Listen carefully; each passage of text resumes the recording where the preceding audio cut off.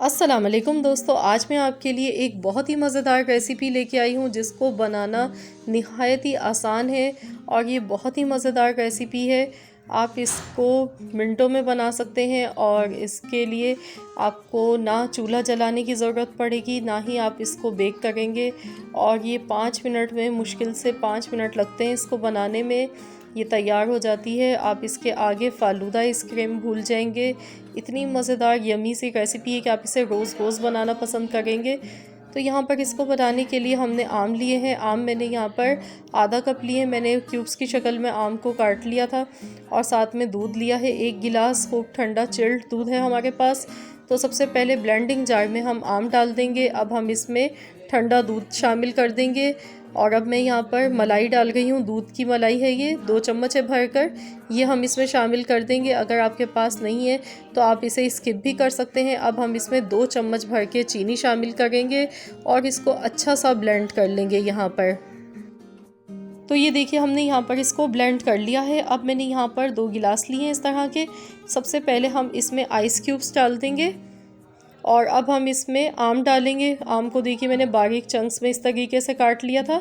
तो हम ये दोनों गिलास में डाल देंगे। 1.5 चम्मच के बराबर मैंने डाला है दोनों में। अब हम इसमें टूटी फ्रूटी शामिल कर देंगे। दोनों गिलास में मैंने ग्रीन और रेड कलर में ली है। टूटी फ्रूटी हमने डाल दी है। अब हम इसमें ये मैंगो शेक डालेंगे जो हमने बनाया था। तो यहाँ पर मैंने अब मैंगो आइसक्रीम ली है। ये मेरी होममेड आइसक्रीम है, मैंने ख़ुद घर पर बनाई थी। तो इसकी रेसिपी भी इंशाल्लाह ताला मैं बहुत जल्द आप लोगों के साथ शेयर करूँगी। तो अब हमने इसमें ऊपर से इस तरीके से आइसक्रीम डालनी है और आइसक्रीम डालने के बाद ये बहुत ही यमी लगेगा आपको। आप इसके आगे फ़ालूदा आइसक्रीम खाना भूल जाएंगे, इतनी मज़े की लगती है रेसिपी। बनाना भी बहुत ही आसान है। आप इसको रोज़ाना बना सकते हैं, आप ख़ुद भी बना कर खाएँ, बच्चों को दें, मेहमानों के लिए बनाएं। झटपट मिनटों में बन जाती है रेसिपी। तो अब हम इस पर ऊपर से पिस्ता और काजू गार्निश कर देंगे जो कि बहुत ही मज़ेदार लगते हैं इसमें।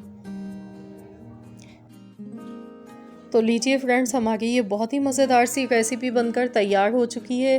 तो इसमें हम स्ट्रॉ लगा देंगे, साथ में हम 1 चम्मच इसमें लगा देंगे इस तरीके से। तो आप इस तरीके से मेहमानों को सर्व कर सकते हैं और 5 मिनट से भी कम टाइम लगता है इसको बनाने में। बहुत ही मज़ेदार रेसिपी है, ज़रूर आप लोग भी इस रेसिपी को ट्राई करें। आई होप कि आप सबको आज की रेसिपी ज़रूर पसंद आई होगी।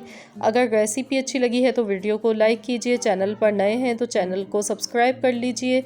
मिलते हैं इंशाअल्लाह ताला बहुत जल्द एक और न्यू रेसिपी के साथ। तो जब तक के लिए अल्लाह हाफ़िज़।